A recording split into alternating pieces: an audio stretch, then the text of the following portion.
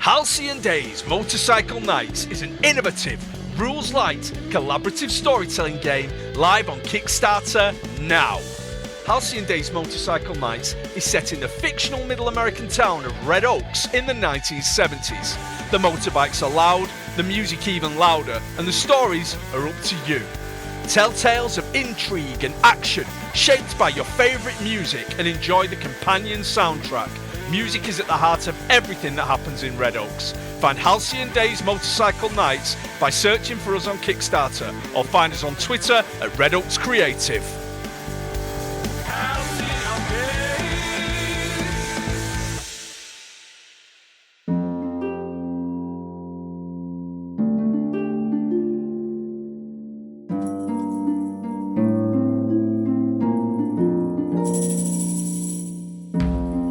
Say it's time to explore the attic.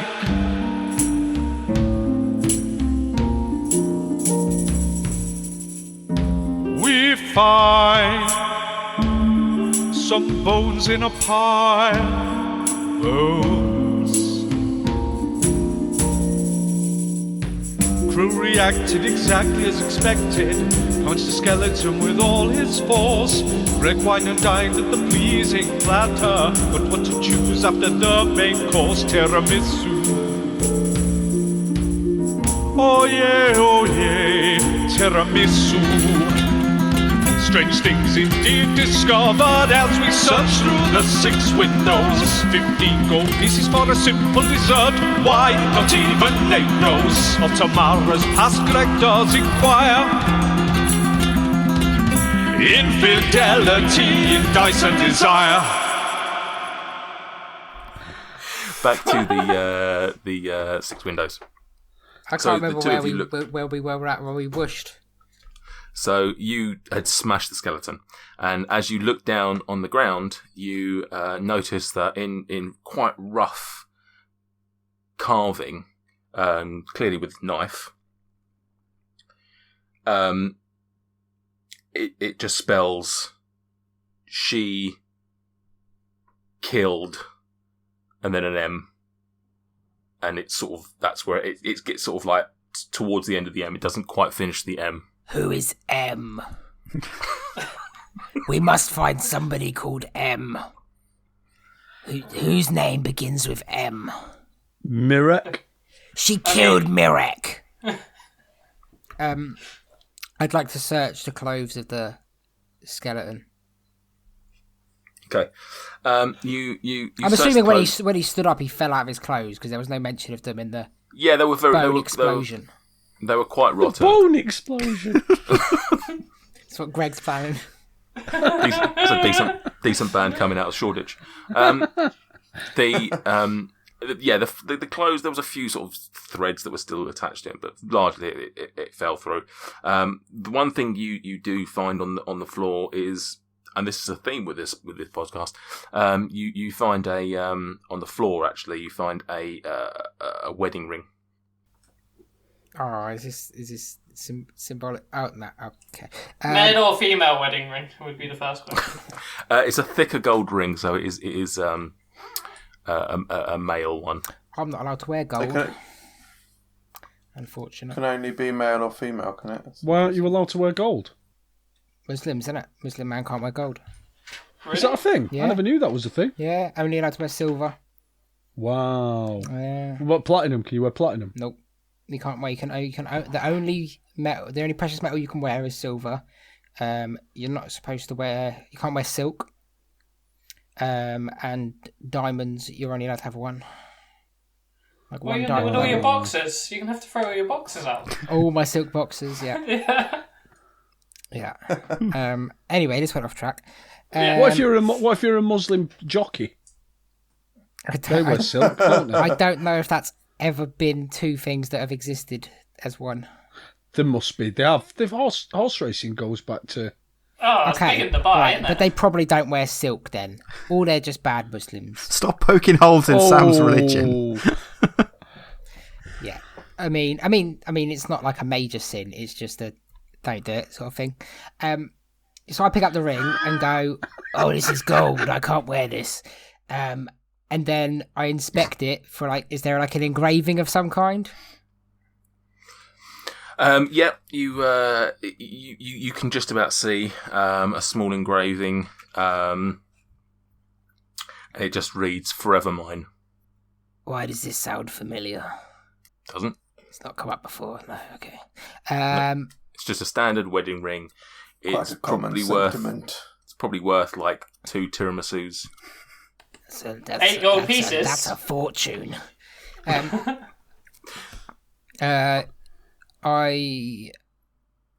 just hold on to that. I'll make the group aware of it shortly. And that was all that was in the pockets of the. Yeah. Okay. I mean, what was Dabov's reaction to me shattering this skeleton? He's not said much since it rose and I punched it and then started rummaging through the pockets. Just stood there. I've just wandered off into the rest of the room, just having a wander around, seeing what I can see. You can get a bit closer to the sides, to be fair. Yeah. I make him aware, obviously, of the carving. She killed M. Who's M?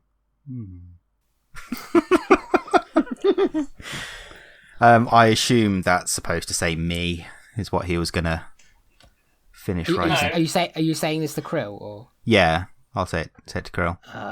This is possible. We should find M and ask her if that's what she thinks it means. So what's Dabov doing?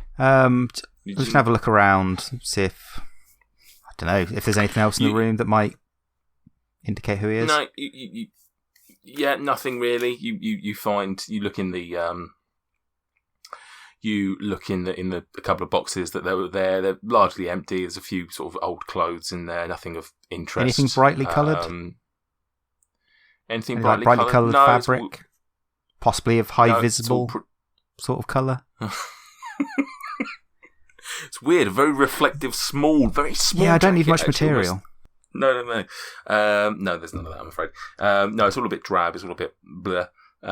There's very little in here. A few decorations that she might put out for special occasions, but we found a Christmas tree. Yeah, exactly. The contents of the attic is pretty drab and boring. There's nothing in there of any interest. The only interest was the skeleton of a human man and a snake. I wonder what made him rise from the dead. Or was that just something that happens in the D&D world, that skeletons naturally rise from the dead? Do they need a reason to? I would imagine it depends on the circumstances of that person's death. Anyway. Okay, I'm going to leave the attic. I think the investigation's done. Dabov, lock it up again. I was going to say, I'll lock it on the way out. Wait till I'm knocking. I don't think a lock's going to stop him, to be fair. But yeah, I'll wait until Krill's out and then I'll lock it. Okay. Are you going to relay back what? Yeah, I'll say everything that occurred upstairs. So do you think... I find the gold ring and I just hand it over to Dweezil and just say, I found this in the man's pocket. And then you can decide whether to put it in the kitty or if it may be of use later on. Yeah, I'll take that. You'll only sell it, won't you, if we leave it with you anyway? Do we think that was Mirek? Do you think that was Mirek's body? Why did he come back to life as a skeleton? I wonder if that was Mirek. Did she kill him? Did she use a snake to kill him? Is it something to do? Is she a witch? I reckon we should check her room. I think let's check these 3 bedrooms in her room, and then we need to decide what to do, because if she's capable of murder, I'm not sure we should stay the night. I'm not sure that Gregomel might not get back. All right. So you head to her room, and I'm just going to... It is locked, but with enough time, you're going to be able to unlock that with your thieves' tools. You open the door into a room which is significantly better decorated than the other rooms that the other room that you've investigated. You've not actually been to the other 5 rooms, but you assume that they're all in a similar state of disrepair. But yeah, this is despite the lack of windows, it's she keeps a lantern lit in here to keep it nice and bright, relatively bright anyway, and it's well decorated. As you enter the room, we're going to go back to the Pleasing Platter, where Greg and Tomara are actually just leaving the restaurant. Did he tip? Yeah, did you tip? Hell no, I did not tip. Oh, that's a shame. They forgot my table to start with, even though I booked 6 months in advance, and then just poor service at the table. Basically, he forgot our wine, even though he said he was going to give us free wine. Just didn't deserve it. As you're leaving, the maitre d' just says to you, "Thank you for joining us, Mr. Gonna plough you. Please do, if there are any feedback, do let us know. Please," and he hands you over a feedback card. "Please do fill this out and come back to us. And we look forward to hopefully a very positive review in your magazine. I do apologise for all the issues this evening, but as you can tell, it did catch us off a little." You're lucky that tiramisu was so damn good. that is one of our most favourite dishes. Yes. So you start walking back towards. I presume you're going to go straight back to the thing. Yeah, but we'll take like the long way around. So I'm going to go to I just don't understand how you thought the tiramisu was dry. It was spectacular. Well, the thing is, I don't really like tiramisu. You sort of ordered for me, which I was a little bit upset by. But yes, it's actually one of my least favourite dishes. It was actually one of my ex-husband's favourite dishes. And so yes, I don't really like it since then. It's coffee, cream, chocolate, and soft little lady finger biscuits. I don't understand how you don't like it. Well, it's just different people like different things. You see, that's hence why we have different places to eat here. Otherwise, everyone would just head to the same. I see what you mean. I mean, why don't you take me on a tour of the town on the way back to your lovely boarding home, and you could perhaps tell me a bit more about the area, the people that live here, the sights of the town. Yes, absolutely. Let's do that. And actually, she's taking you through the town. And she's pointing you to a few places. She points you to she points to you at the homes and talks to you about the inhabitants of them. She talks to you about you get to the centre of the town. She starts talking to you about the Lord Protector's tower, and she sort of makes suggestions that perhaps. Her ex-husband had affairs with the Lord Protector, with Darathra. In fact, a lot of the places she goes by, she mentions women and suggests that her husband had affairs with them. Not straight out, but she sort of just intimates that, that there's a lot of floozies around town, as she would describe them. As you're coming through the town's centre, someone you just notice out the corner of your eye, and you're too late to notice this, unfortunately, but someone sort of bumps into you, not forcefully, not intentionally, but they're running. You hear footsteps first of all, and then suddenly you hear someone hit you. They bump into you, and they just keep running, and they just sort of scream behind you. An apology. You can see that they're wearing military garb. And yeah, they're just running past and sort of just apologise to you and make sure that you're okay, but just carry on running. And you carry on about your business. And Tomara turns to you and says, "Oh, that's worrying. It's one of the 12. You don't often see them running around town. What's going on?" Who are the 12? Sorry. Oh, the 12. They're just the town's militias. Obviously, I assume you've seen the guards around. The guards just keep hold of, look after the general day-to-day security of the town, but the 12 are the more sort of well-trained militia that look after things a bit more serious. So it's a bit odd to see one of them about. You don't often see, especially in uniform. But there you go. And you carry on walking back towards the 6 windows. Where are we going to go back to the 6 windows? So you've walked into the room. Well decorated, very chintzy, very much like lacy and doilies and all those sort of things dotted around. What do you want to do in this room? You got a bed, It's relatively. Although the style's better, it's decorated very similar to the rest of the rooms in that it's a bedpan, very little else. There's a wardrobe in here for her clothes. No window. No window though. No, very much no window. How's the bedpan?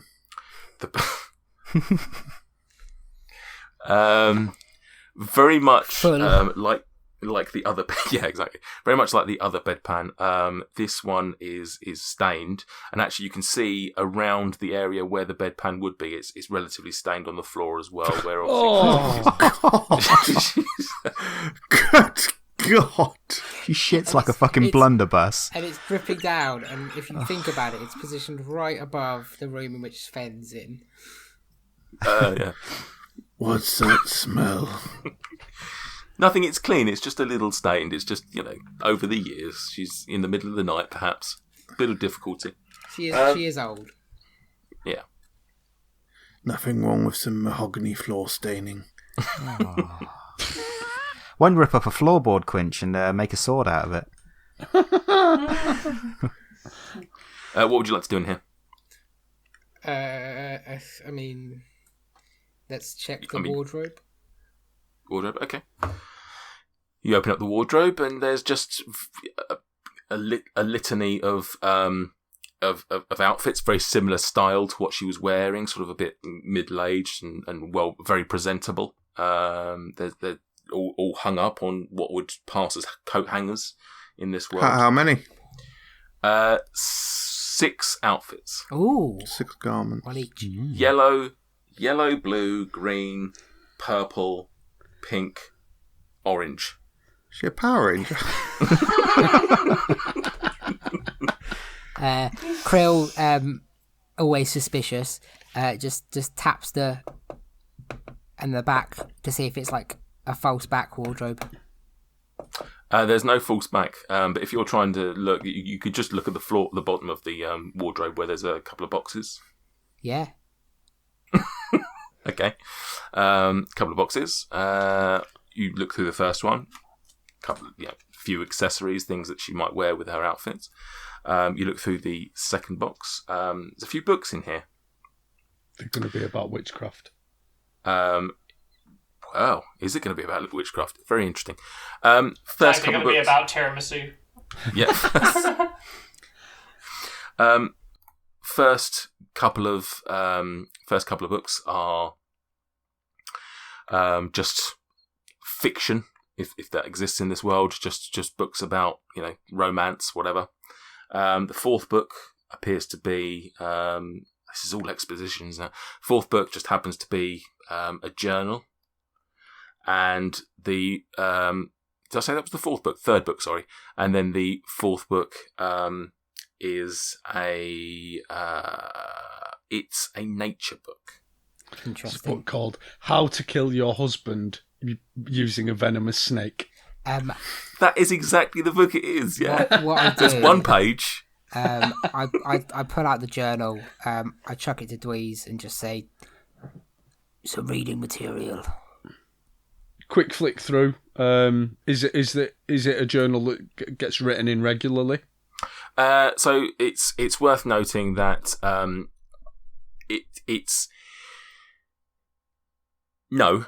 there's a few pages towards the back that are empty. So you flick back to where you can start. You can start at the beginning. You can flick towards the end. Towards the end, okay. The last couple of pages, it's clear that this is being written from her husband, and it's you don't read the whole thing, but you see a few comments about Mirek talking to his brothers about the problems that he's had with Telmara, talking about the fact that he's scared for his life, but that he can't leave because it's his business and he can't get rid of her. And then there's a slight change of tone, and it basically seems like things have been improving the last couple of days, and that Telmara has been kind to him and talks about wanting to plan a nice meal for them together. And then it stops. Okay. I'm going to take that journal. I suggest we take the other book. Have we got any books with us? Other books? I've got the one. I was going to say, if we've got any random books with us that we can just use to... You got the Celestials and How Not to Kill Them. I've got The Dogs of Love by Trent Carson. But you're not fucking having that. I can't imagine that she's going to come back and immediately go looking in the boxes at the bottom of a wardrobe. But I think that it looks like... Well, let's quickly check the other rooms. Wait, did we do all the boxes? Yeah, so the first one was just like accessories and stuff like that. Yeah. And the second one was just a few books. So we've got the nature book and the journal. Journal, yeah. Let's try and leave things, and we've got the wedding ring, haven't we? Yeah. Let's try and leave things as untouched as possible. As untouched as possible. So put things back to normal. Let's just have a quick look in the other 3 rooms that are up here, and then I suggest that we hightail it out of here and we go to the Lord Protector. I think we need to split up. Quinch, take off that yellow dress and put it back. Okie dokie. So, yep. So you basically you're just trying to put everything back to normal, so to speak. Yeah. And then are you waiting for Greg to return, or are you just leaving? No, we want to, there's these other 3 rooms on this floor. Oh, okay. Sorry. I'll lock the bedroom on the. Yeah, I'll be the last one out, and I'll lock the bedroom on the way out. Okay. Have we not heard from Sebastian yet? No. Okay. No. So you start looking in the other rooms. We should split up and we'll look at one room each. Just I'm getting a bit anxious about the time. Okay, so you've all got keys for these rooms. These are all rooms. Oh, are these the rooms that we should have been staying in? Yes, these are your. Right. Oh, sorry. The urgency is far less. Yeah. But you've all got keys to them, so. Wait. You know, when you say we've all got keys to them, are you saying that a singular key unlocks all the doors, or no? I said that she handed you 6 keys. Sorry, not that you've not all got one key that fits all doors. That would be a weird way to run a business. No, you collectively have 6 keys that fit these 6 room. That makes doors. more sense and is far less weird. Yeah, exactly. Right. So are the 3 bedrooms on the ground floor and 3 rooms on the first floor that we've rented? Right. In which case, I don't think it's important at all that we check these rooms. I think it's more important that we go and wake Sven up and that we get out of here and that we hightail it out of here. I mean, do we want to go and get the Lord Protector, or do we want to perform a citizen's arrest? Do we have sufficient evidence? I think so. I think so. If we don't leave here, we have, because there's the body in the loft. We've got the journal. We've got the wedding ring. This is what I mean. Is that she comes back. See, right? I mean, I'm metagaming. Let's do some character. What happens if she returns, sees a disturbance, and hightails it out of here? Would it make more sense for somebody to go and fetch the law, while the rest remain here in case she attempts to escape upon her return? Unless she reveals herself to be some sort of shaman or demon, then I don't think we'll have much trouble restraining her. Who's got the quickest movement speed? Because then they can go and get... I've got barbarians, I've got 40 foot, but obviously Krill... flying or walking? Quinch, what's your flying? 20 foot, yeah. Okay, yeah, so I could just hot foot it. Or we could wait for Greg to get back and he could go on his broom. And then while the rest of us stay... Hi, Greg. Hi, Greg. Greg, why aren't you answering me? Greg! Thank you so much for listening to this episode of Dice and Desire. We really hope you enjoyed it. If you did, please leave us a review. Also, go check out our Instagram and Twitter pages. The handle for both is Dice and Desire. So, until next time, stay safe, adventurers. Welcome to Roleplay Retcon Studios, located at the nexus of all alternate universes, including the sexy vampire ones. Ooh. At Roleplay Retcon, we remake famously disappointing movies using comedy, hindsight, and tabletop RPGs. Like Dungeons and Dragons? Yes, but specifically not Dungeons and Dragons. We take a second pass at guilty pleasures like Batman and Robin or Indiana Jones and the Kingdom of the Crystal Skull, and even some controversial favorites like Twilight. But I love those movies. We do too, and all of the movies we do have something to love. If they didn't, there would be nothing to reimagine. At the end of each series, we compare our vision to the original films, because why the not? I can't wait to listen to Roleplay Retcon on nerdsmith.org or wherever you get podcasts. I'm gonna listen to it before you do.